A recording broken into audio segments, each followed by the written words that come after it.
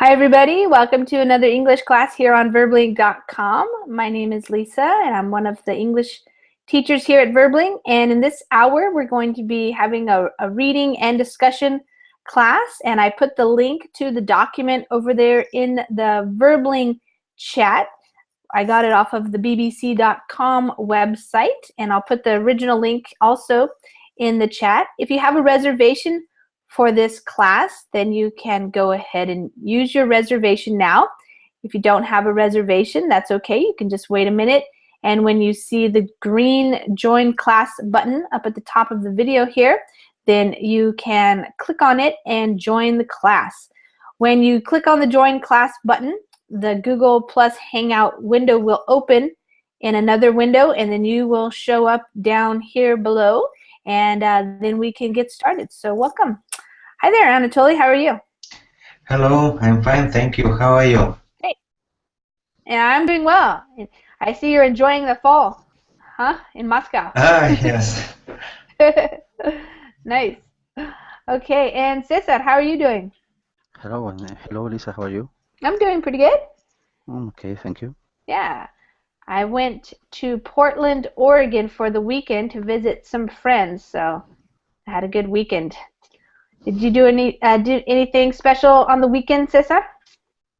Not really. I am home only with my children. Nice. Get to relax. Yes, watching TV. Yes, that's great. And Anatoly, what did you do on the weekend? Last weekend, the first day, I walked a little, and the second day I had a short trip on the bicycle. It was sunny day in Moscow. Yeah. Yeah, yesterday in Portland it was super nice, really sunny and warm, and it was really amazing weather. So it was pretty nice. Kind of like maybe it might be the last nice weekend before the colder weather starts, but you never know.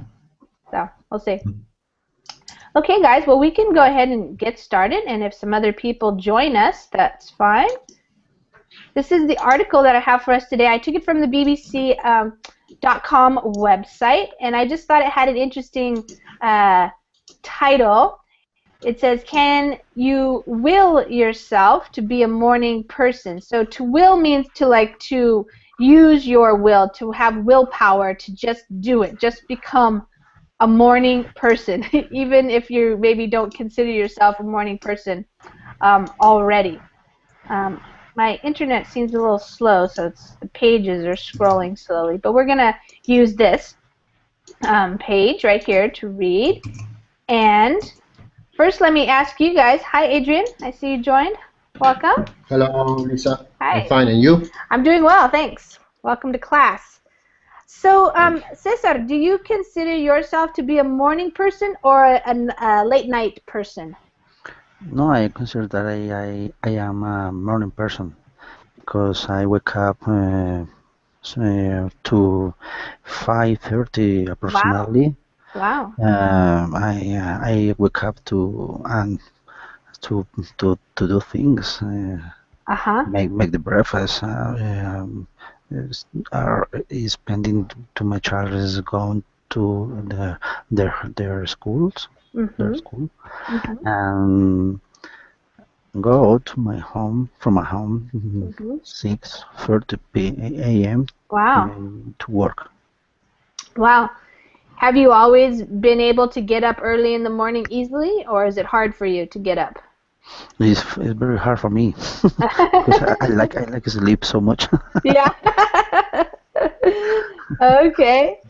Yeah, the weekend is good for me because I have a rest and I can't sleep more time. Yeah. I think a lot of people have to be morning people nowadays because of their jobs or something, but it can be hard. Yeah. Yes, but my job is near to my home, really, but the traffic is very terrible. Yeah. And because I need to get out from my home so early as I can. to miss the traffic. Yeah. Yes. Yeah. Let's see. Slavik, I see you joined us. Hi there. Hi, hello, teacher. Hi. Welcome to class. We're just getting started, and I'm just talking a little bit about the title here. It says, "Can you will yourself to be a morning person?" So, Slavik, do you consider yourself a morning person? Do you like to get up early in the morning? Oh, I don't think so, but I have to work, have You to have wake to up work, early. yeah. Okay. Slavik, where are you from? I'm from Poland. Poland. Okay, great. Wonderful. And Anatoly, do you consider yourself a morning person? More morning than night person, but not always. Not sometimes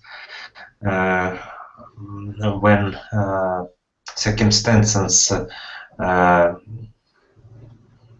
more likely for night activities. I tune to the night person.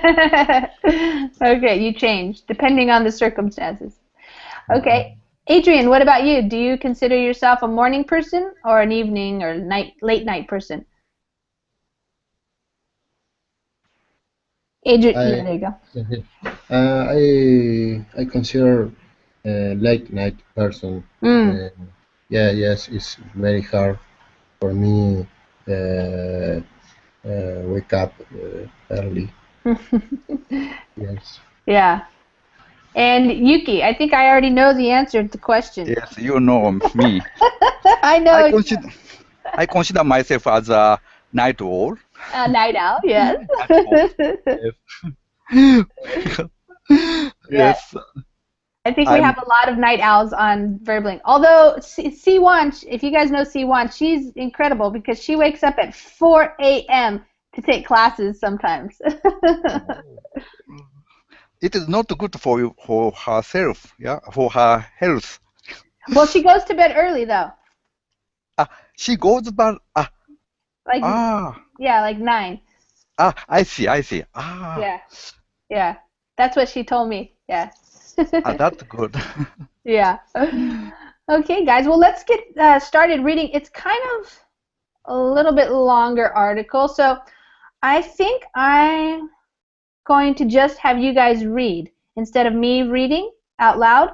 I'm just going to have you guys read, and I will point out still the vocabulary and maybe some pronunciation things, but I'm going to let you guys just do the reading today, and if you have questions, of course, at any time, then you can ask. So why don't we start with Adrian? Adrian, why don't you read that part right there that I highlighted? Yes. Like many people, Dennis Ryer can't fit his workday into just 8 hours. For years, the Chicago-based wealth manager would squeeze in extra time late at night from about 22 to 1 o'clock to answer email and finish 2 days project.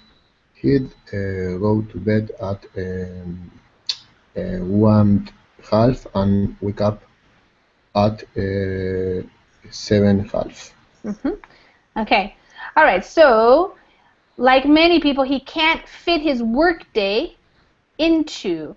So he can't fit his workday. It just means he can't get everything done that he needs to get done in just 8 hours. So that seems to be a problem for modern day people. We have so much work and things we need to do. Sometimes it's hard to just work 8 hours a day, which is usually the full-time time. 8 hours a day, 5 days a week. And this pronunciation here is Chicago-based. So if you're based, that just means that's where he lives. He's based in Chicago. That's where he lives. So his job is a wealth manager. So maybe he works, I don't know, like a hedge fund manager or something like this, managing people's money. And so he tries to squeeze in extra time. So to squeeze in means to like put in, but in a tight space usually. So you're trying to fit in or squeeze in more time to get his work done. And this is from the BBC, and in the United States, it's not very typical to use the 24-hour clock. We call that military time. So this time would just be for us 10 p.m., and then this would be 1 a.m. So, but this is from England, so maybe they use the 24-hour clock like they do in Europe and stuff. And then we would say he goes to bed at 1:30. You could say 1:30, but when you're reading it, we just read it as 1:30, and then he gets up at 7:30. Okay? All right. So he's trying to get more work in his day. Okay, Anatoly? Yes, but with 4 children under the age of 5 at home, Breer began to find it increasingly difficult to work late at night.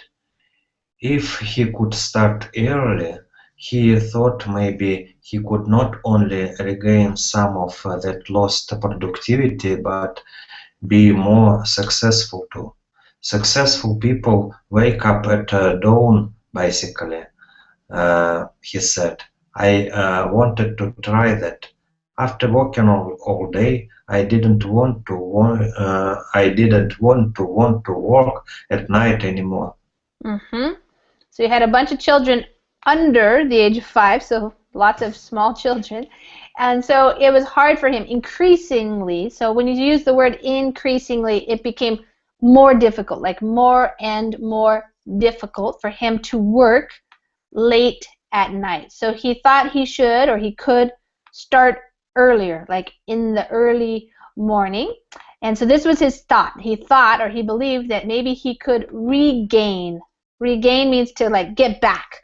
You know, he lost some productivity during the day, and if he woke up earlier, he could get that productivity back. Productivity just means what you are able to get finished, accomplish during the day.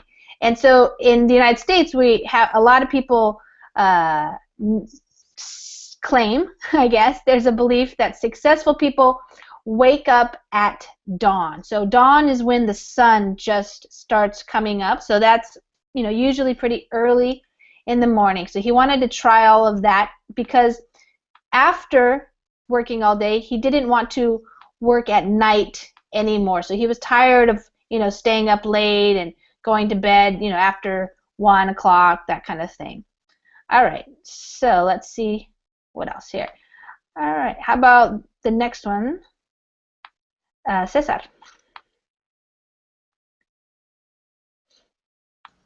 Okay. A 2008 report from the University of Texas found that the students who wake up early have an average grade point average of 3.5 versus 2.5 for people who go to bed late. The same year, a professor at Heidelberg, Germany's University of Education, found the early risers, people who wake up between 5 o'clock and 6 o'clock, are more proactive than their late-night colleagues. They are better at anticipating problems and many get better jobs.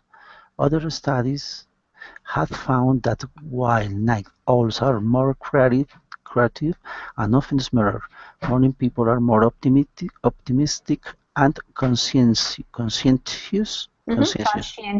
Conscientious. Okay, good. Okay. So now they're bringing in the studies.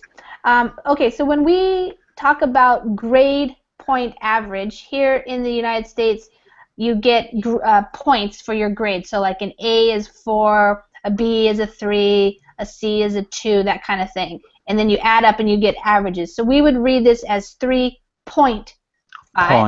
Okay. Yeah. Not So dot. Right, instead of dot, yeah.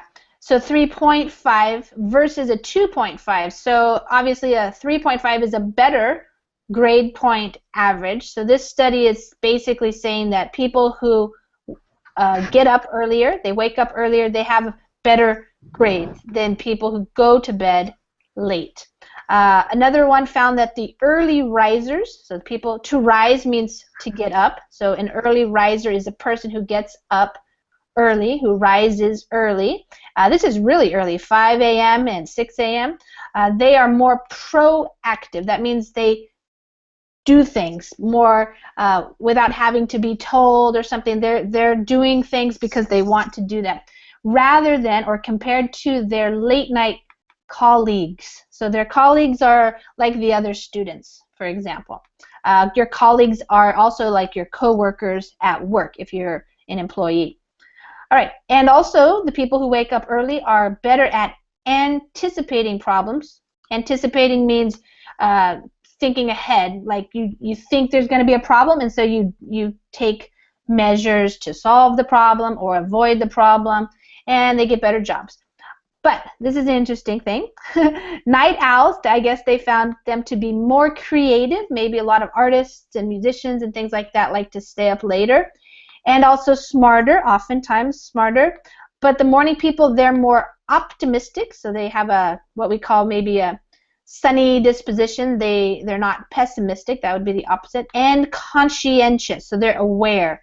They're thinking about, you know, life and themselves and that kind of thing. Okay, next 2 paragraphs there. Slavik.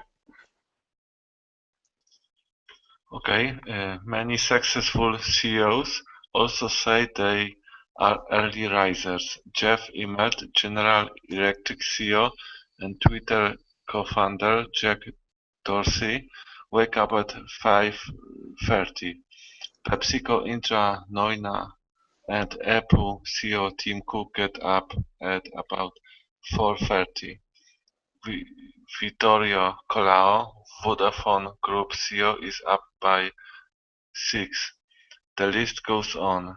In theory, then a night owl who transforms into a morning person should be more successful.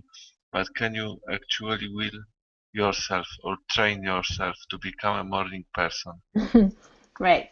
So if you read things about entrepreneurs and success stories, they give you this long list of people. So the list goes on. There are lots more people who say that they get up early in the morning and they're pretty successful business people, for example. But this is what this article is trying to figure out. Can you will yourself or train yourself to become a morning person? You want to change your habits and become a successful person, if you think that's what it means. All right, so here's the big experiment. Let me put it down here a little bit. There we go. Okay, so this part here, Yuki. Okay, the big experiment. George Burgess. Burgess, yeah. George Burgess, the 22-year-old London-based chief executive of Gojimo, a company that has developed an application to help students study for exams, has tried and failed to become a morning person. Went at the task in earnest, believing he could be more productive if he woke up earlier. Bedtime was usually between midnight and 2 a.m., but if he could shift his shut eye up to 2 or to 4 hours, Burgess thought he could wake up at 6 a.m. instead of his usual after 8 a.m. Okay. Yeah. All right. So again, we have this London base. So this guy is living in London. He's a chief executive of this business here, and he's developed an app. So we just say app. It means application, you know, software, but the short version these days is app. And so he's trying to help students study for exam, but he has tried and failed. So failed means he did not succeed. He went at the task. So the task is the thing that he tried to do, the waking up earlier. And when we say he went at it, he went at the task, that means he tried it. So he tried it, and then we say in earnest. So he really gave it a good shot. He really tried it He didn't just maybe do it once or twice, but he really tried to make this happen for himself. And he thought if he woke up earlier, he would be more productive. So that was his motivation, was to wake up earlier and be more productive. Before that, before he was trying, his bedtime was usually midnight to 2 a.m. So he's obviously a natural night owl. But if he could shift or change his shut-eye. Shut-eye is when you go to sleep. So if you say something like, I have to go get some shut-eye now, it means I have to go to bed and go to sleep. So shut-eye refers to sleep. And so he thought he could shift it up to 2 to 4 hours. So he thought he could wake up at 6 instead of 8 o'clock. So that's what he tried doing. All right, let's see how it went for him. Okay, Adrian.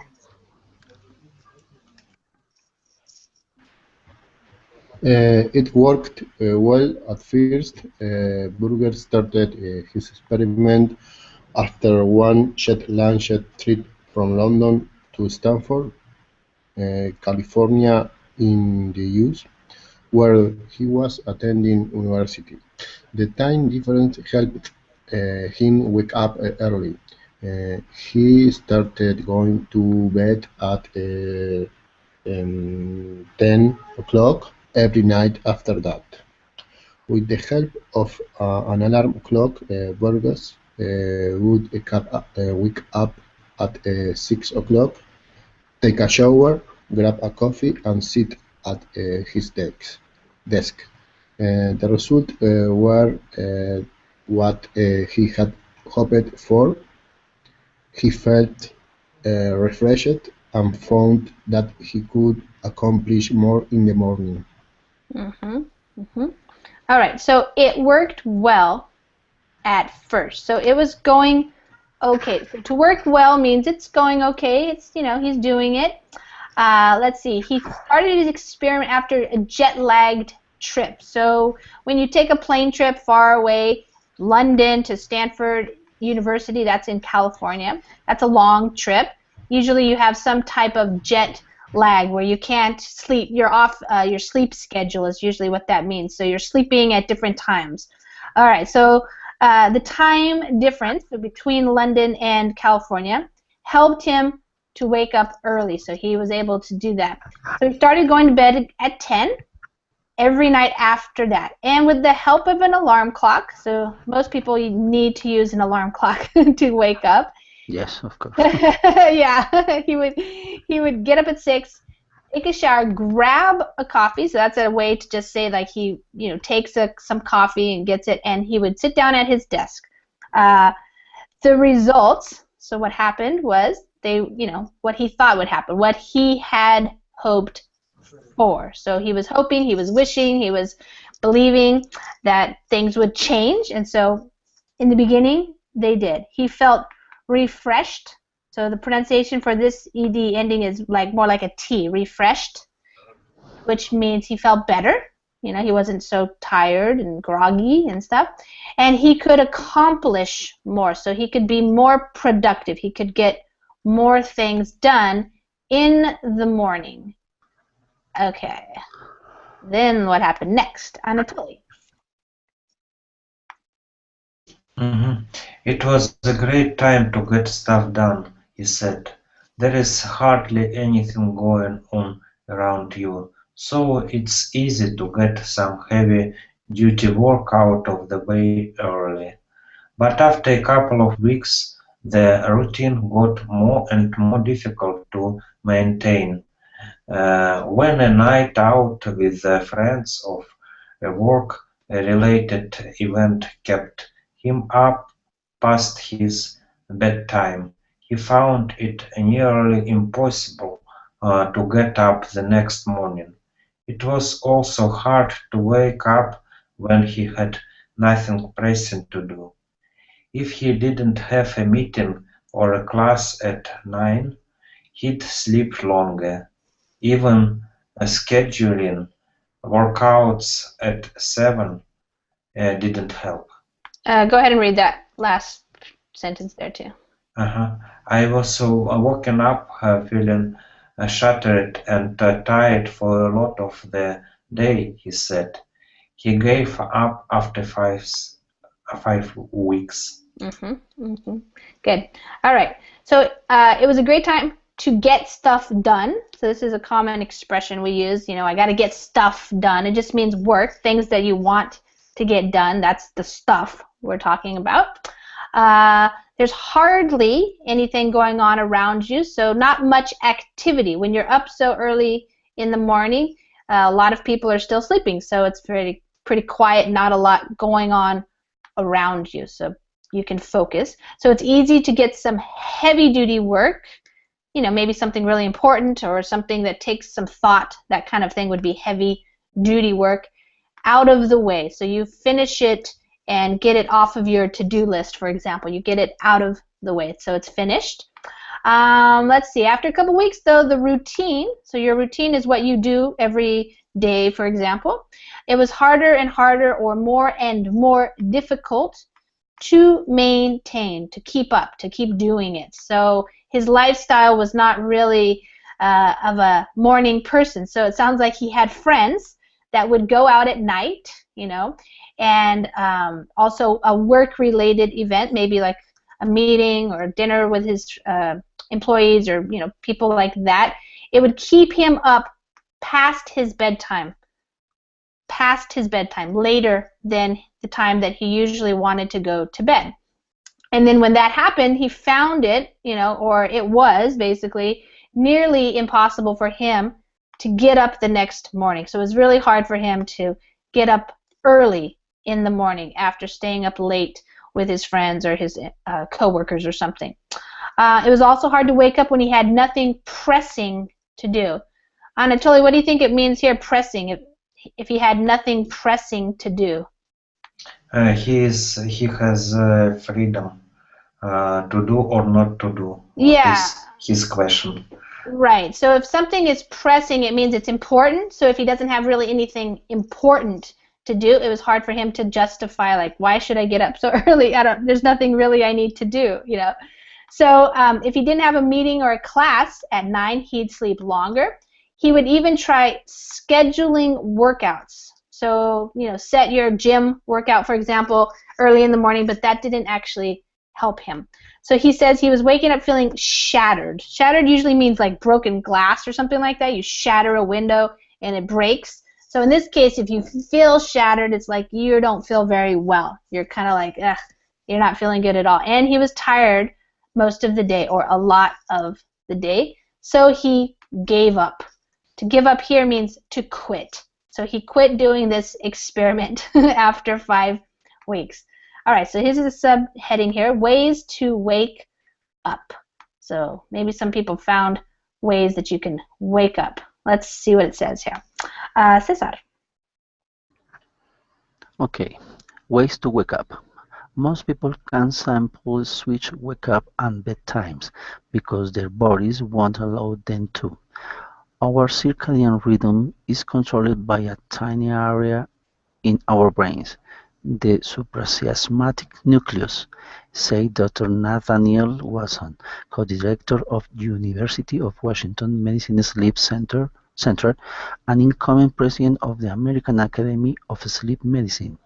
This area of the brain has an incredible hold over our sleeping patterns because it controls the genetic component of our circadian rhythms, while other factors such as age and lifestyle can determine when we wake up. About 50% our sleeping patterns are determined by our genes. So let me just help you here. We say determine. Determine, all right. And determined. Or determined. Okay. Okay.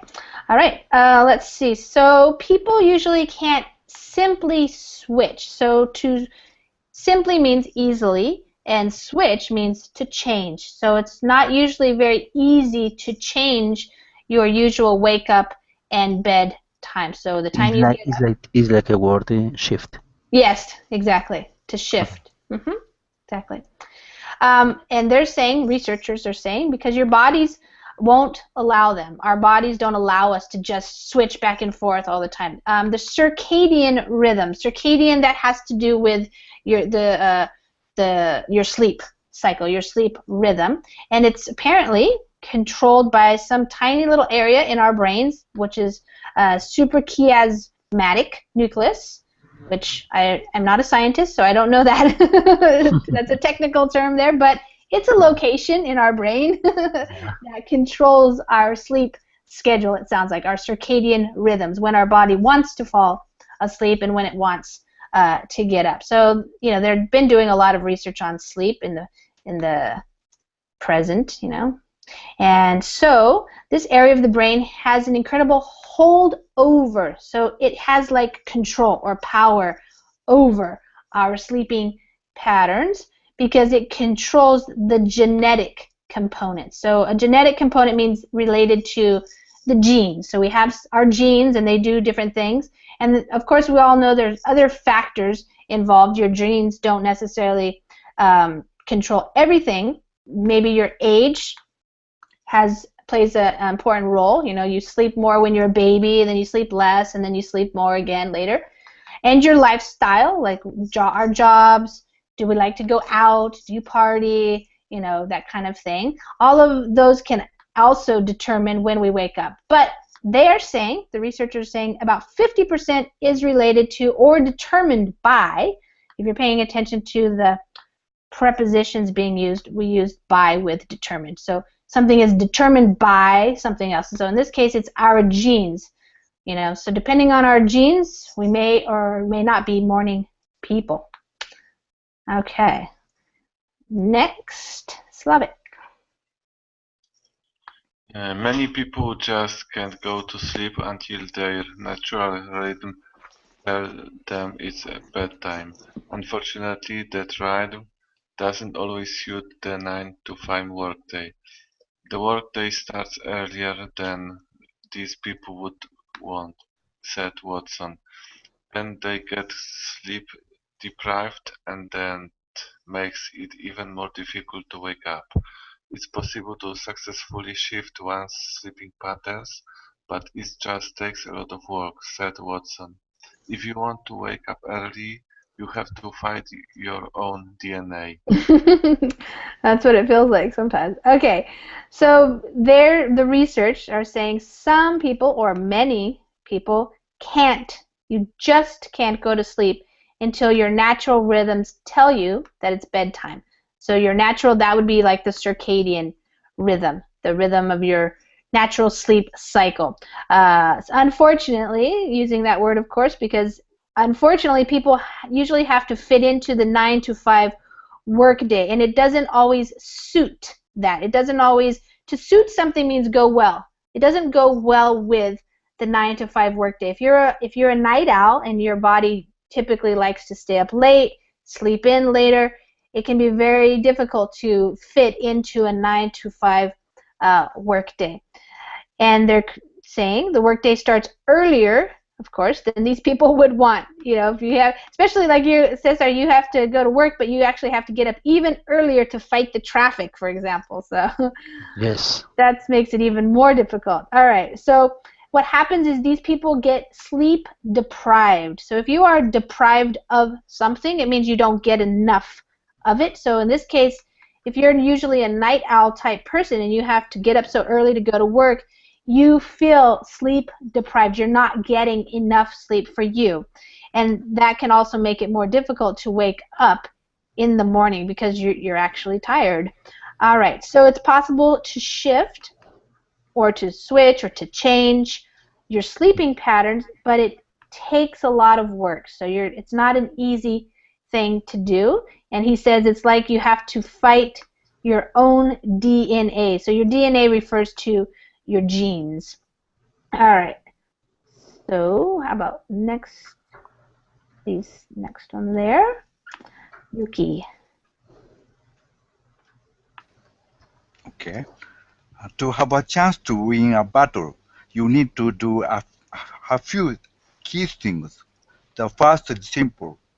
Let light into your bedroom in the morning and keep light out at night. light exposure is the most important thing by far, said Watson. It affects the circadian rhythm, your internal clock, the most. It's a way more powerful than any melatonin or melatonin, than any melatonin or medication that you can take. Natural light is sufficient, but that can be hard to come by in winter months when the sun rises later. Exactly. All right, so you have a chance to win the battle.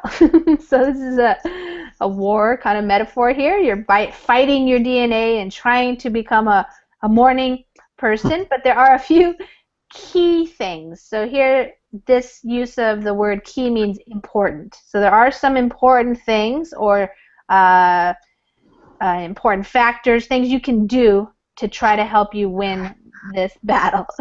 And one of them is to let light into your room in the morning. So you're following like a daytime, nighttime schedule, and you want to keep the light out at night. So some people here in the U.S., they have what they call blackout shades. You put them on your windows, and that way when you're going to sleep, it's totally dark in your room. So it helps make it like it's really nighttime, even if it's a little bit earlier in the evening. Okay, so light exposure, so being exposed to the light is very important because it affects the circadian rhythm, or our internal, inside of us, our internal biological clock is what they're talking about. And melatonin is the thing that makes you go to sleep. So it's a natural thing that occurs inside of our brains, I guess. But it's also actually something you can take. So if you have sleeping problems, people take melatonin to try to, sleep better. Sometimes people try sleep medication, that kind of thing. So. Excuse me, teacher. Yeah, go ahead. The melatonin is a medicament that the people take to sleep? Yeah, it's okay. Yeah, melatonin. It's also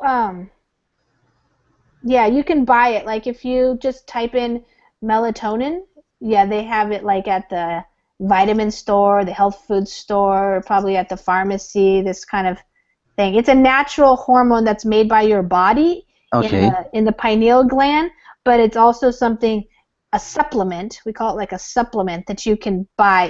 If you don't have regular amounts of melatonin happening in your body, some people believe that if you supplement it with the like taking a vitamin almost or a medication, then that can help you fall asleep.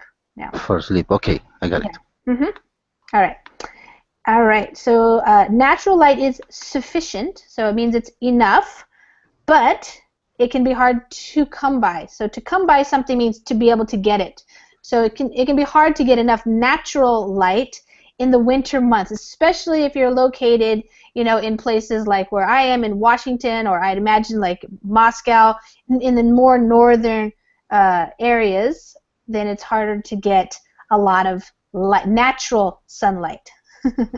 Yeah, because of course the sun is rising later. I think right now for us here it's getting to be sunny like around 7:30 a.m. in the morning, something like that. And in the summertime it's like 5 a.m. So it's a lot different. Okay. Oh, that's why I'm not good at to get up early here. Yeah, in Russia, yeah.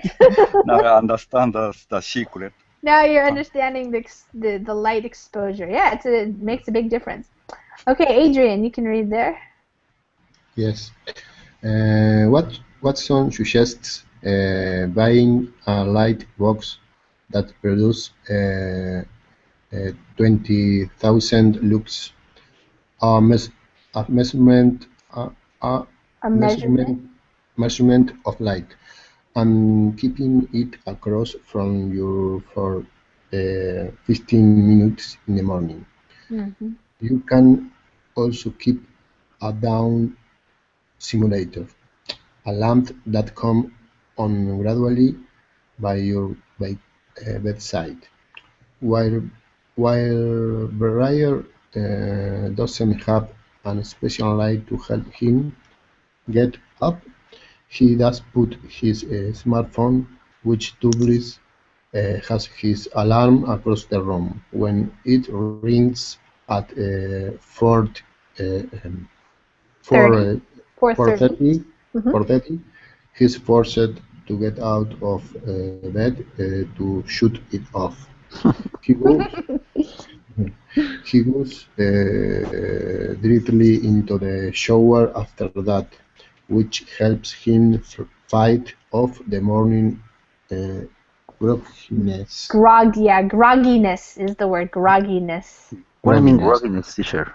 Grogginess is that kind of feeling that when you wake up in the morning and it's just too early and you're like, you wish you could go back to bed and you're sleepy. Another word would be like sleepy or tired, but it's a special word that we like to use. Like if you say, I feel groggy, it just means like, I can't wake up, you know? Like you just feel tired still, yeah. So sometimes people just jump in the shower and take a cold shower or something to try to wake you up. Okay, so this has been kind of popular in like the northern climates. These they call it like light therapy. So you get something like this light box is what they are calling it, and you can put it on different times during the day to get to treat if you're getting depression or something like that. But they're also talking about it in terms of regulating your light here. So he suggests buying one of these light boxes. The lux, that's just the measurement of light. And to keep it across from you for 15 minutes in the morning. So that's kind of like, even if it's really dark outside at 6 a.m. or something like that, you can turn on this really bright light, and that tells your body, it's giving your body, your brain, the idea that it's light outside, when it's really not. So it helps you wake up. So it's called a dawn simulator. So it simulates, or it kind of pretends like it's the dawn, it's the morning, the sun is coming up. And so you can put that by your bedside to help you wake up. This was his strategy, though. I think it's kind of funny. His smartphone, which doubles as. So when you say something, a thing, an object, or a device doubles as another thing, it means it has two purposes. So in one, it doubles as his alarm clock. So it's obviously his phone, but it's also his alarm. Instead of having a separate alarm clock, he uses it to, and when it rings, he has to get out of bed. He's forced. So this pronunciation of this ED, yes? I don't understand the situation. He doesn't put his smartphone across the room. What did he do? Okay, so let's say you have your bed, you fall asleep, and a lot of times people put their alarm right next to their head, like on a little table or something. Yes. But instead, yeah, that makes it easy to just like hit it and then fall back to sleep, But instead, he puts it across the room. So he puts his phone somewhere else, maybe like on a dresser, and so he can't just hit it and make it go off. He actually has to get up out of bed, walk over to wherever it is, and grab it and then turn it off. He put his smartphone a little far from him. Exactly. Across the room. So it means away from him. So he has to get out of bed to go get it and turn it off. So it's ringing, it's ringing, whatever, at 4:30 in the morning, and it's annoying, it's probably loud, and so he has to get out of bed to turn it off and shut it up, to shut it off, that means. And here, forced. So to be forced to do something just means you have to do it. So, like if your alarm clock, if his phone was just right there next to his bed, he could just grab it, turn it off, put it down, and maybe he would fall back to sleep, But in this case, he has to actually get up and go over there to shut it off. So that's harder. And then he goes directly, so he doesn't go do anything else, he goes straight into or directly into the shower, and that helps him to fight off the morning grogginess. So that feeling of being so tired you can barely open up your eyes and you really just want to go back to bed and go to sleep. And so he's trying to get over that. He wants to fight that off. And so he jumps in the shower to wake up, is what we could say. Okay. Who's next? Slavik?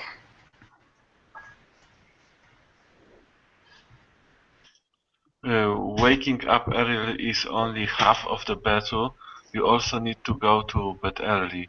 For night owls, falling asleep earlier than usual can be difficult.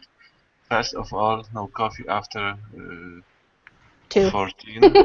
we would say 2. Start exercising at least 4 hours before bedtime and eat a larger lunch, but a lighter breakfast and dinner, said Dr. Kenny Peng, a Singapore-based ear, nose and throat doctor who specialized in sleep disorders. Okay, if something is only half the battle, that's an expression. So again, this is kind of an analogy to war or something, this metaphor here that they're using. So your battle is you're trying to win the battle of being able to wake up early, but waking up earlier is only half the battle. So it's only part of what you have to do. You also have this other part, which is you have to go to bed early. This can be very difficult for people who are naturally night owls because it's hard to fall asleep earlier than your body wants to fall asleep. So you might try going to bed at 9 or 10, but you might just lay there and not be able to fall asleep. So that is what they're saying. So here are some tips. Coffee, which means obviously caffeine. You know, maybe you shouldn't have caffeine after 2. That usually keeps people awake or longer during the day.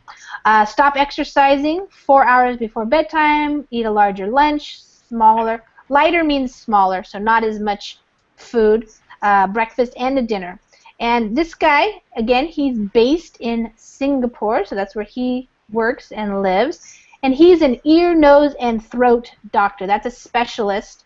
And these are the doctors who often deal with people who have sleep disorders. So if you have to take like a sleeping test or something like that, maybe if you have problems with your nose, your throat, or you snore, things like this, this would be the type of doctor that specializes in that. Okay. Here we have some more to read. Yeah, Yuki. Me? Yeah. Okay. The bedroom also need to be as dark as possible, which means putting away smartphones and shutting off the television at least an hour before bedtime, Pang said. This last point is crucial, added Watson. Technology is a big driver of insomnia these days because mobile phones, tablets, and television Television screens. television セカンドシラバスだよ。 Well, television.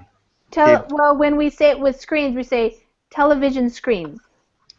Television screens emit light in a blue wavelength, which is a powerful stimulant. What you are doing right before you go to bed is blasting your brain with these blue wavelengths, he said.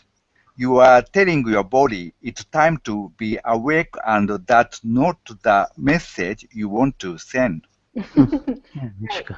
So the morning you want it to be light, but at night you want it to be as dark as possible. So to put away, it means to, you know, put them in a drawer or put them in a place where you're not seeing the light that shines, you know, that emits from your smartphone, and shutting off the television at least an hour. This is a really interesting thing because many people in the U.S. Have televisions in their bedrooms and they watch TV before they fall asleep. So it's kind of how they go to sleep sometimes. So that's an interesting thing there. Another point that is crucial, which means important or essential, he's saying that this is really important because of the the light, this blue wavelength, and it's what it's a big driver of insomnia. So a big driver, you know, we're not talking about a big guy driving a car here. We're talking about something that's making something else happen. So it's really significant effect that these lights are having on our sleep. So a lot of people these days are having trouble with falling to sleep. That's what insomnia is, not being able to go to sleep, to fall asleep. And this light is emitted you know, from all of these different devices that are very common for people to have now. And the reason why it's affecting us this way is because it acts as a powerful stimulant. So a stimulant is something like caffeine. It stimulates your body to be awake, to have energy. Usually, that's what a stimulant can, like a drug can be a stimulant, that kind of thing. All right, so he says what you're doing is you're blasting your brain. Blasting, you usually think of like shooting up or exploding something. You're blasting something. You could blast music, make it really loud, that kind of thing. But in this case, it's like your brain is being blasted with these blue wavelengths, this light. And it's telling your body, the effect of it is that it's telling your body to be awake. It's light outside, so you have to stay awake. It's not time to go to sleep yet because it's not dark. And this is not the message you want to send to your brain if you're trying to go to sleep so you can get up earlier in the morning. All right. Adrian. While it's possible to fall asleep early, not everyone will be able to do it. Some people suffer from sleeping disorders, and they won't be able to shift their wake up and bedtime without medical help, and others won't be able to handle this regular routine. People sleep best when the body knows sleep is coming. Becoming a morning person can only work if you wake up and go to bed early every day of the week, said Watson. Yes, that means staying up late every weekend could be a problem. Yes. All right, so basically not everybody will be able to do this. Some people suffer from, if you suffer from some kind of disease, disorder, problem, it just means you have it and you're suffering from it because it's not good for you. So if you have some kind of sleep disorder, you might need medical help if you're trying to shift your sleeping patterns. And some people just won't be able to handle. So to handle something means to be able to do it. You know, I can't really handle this schedule, this routine. I just can't do it, is what it means. Here's their advice here. People sleep best when their body knows sleep is coming. So that's the idea of preparing, turning off your electronics, that kind of thing, getting your body ready, making everything dark so it's like, you know, it's really dark out. Blah, blah, blah, blah, blah. You have to go to bed early every day of the week. So the weekend can be a problem for people because if you like to stay up late on Friday night, Saturday night, for example, it can be hard for you to then change back into your getting up early. So that could be a problem. All right. Social jet lag. Never heard of that. Okay, Anatoly? Okay. It's called social jet lag, said Watson. If you go to bed later on a Sunday night but have to wake up early on Monday, then you could see a real negative effect on your performance. For Breyer, getting up to sleep early was challenging at first, but he makes sure that when he goes to bed at 22, the TV is off and his phone is far away from him, so he doesn't get distracted. It takes him about 30 minutes to fall asleep, but if he's having trouble, he'll read something related to his line of work.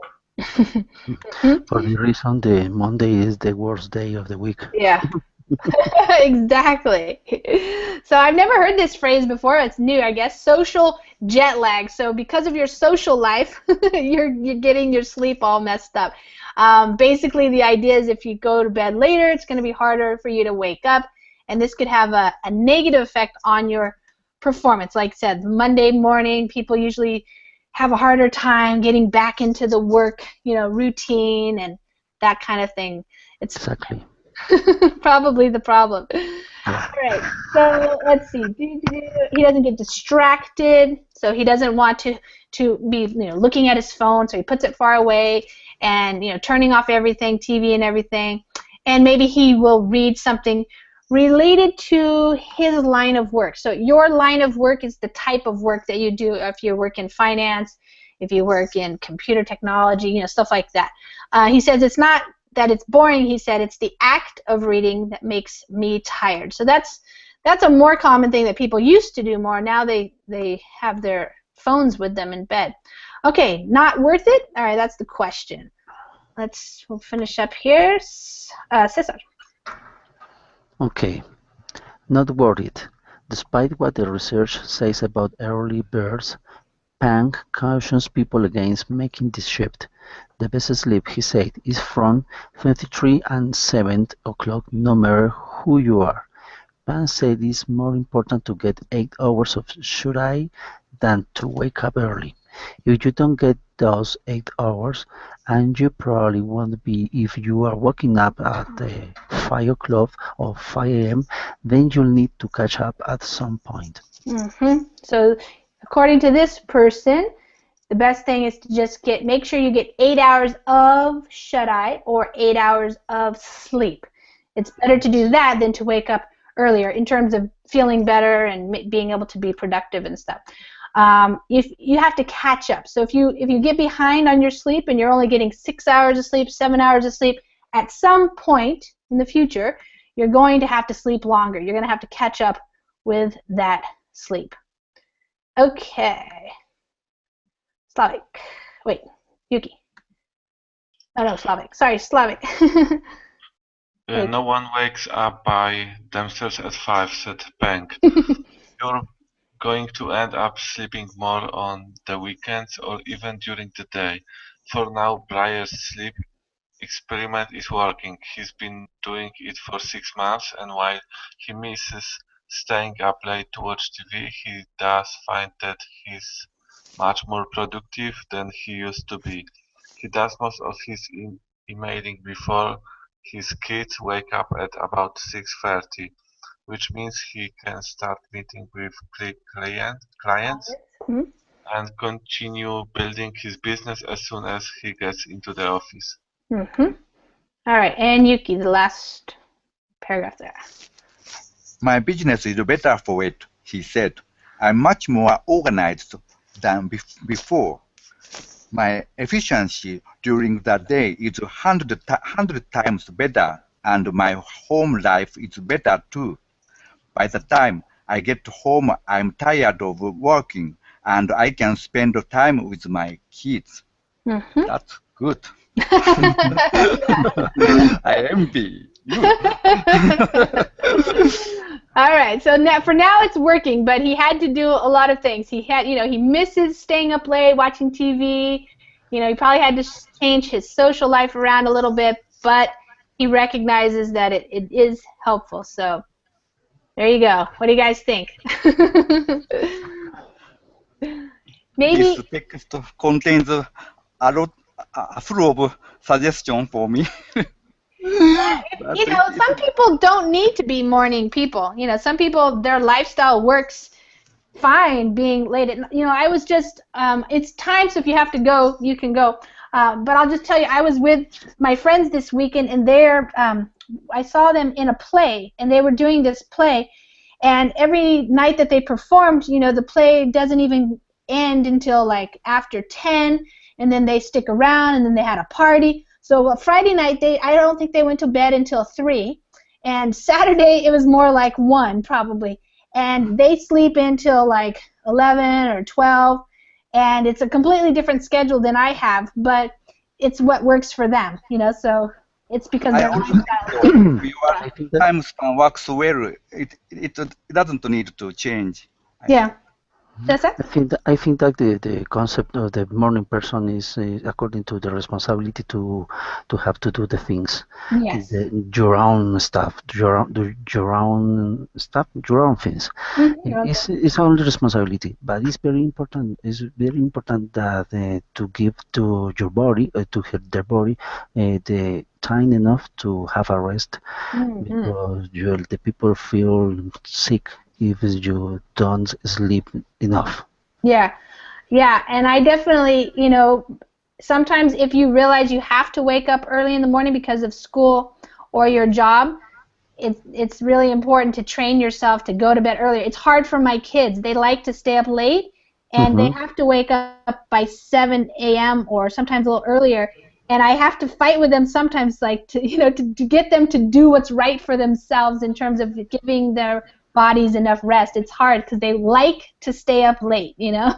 Yes. It's hard to do it. Okay, guys, thanks for coming to class. Thank you too. Okay, take care, everybody. Have a good day. Okay, Thank you very much. take care. Bye. See you. See you soon. Goodbye. Thank you.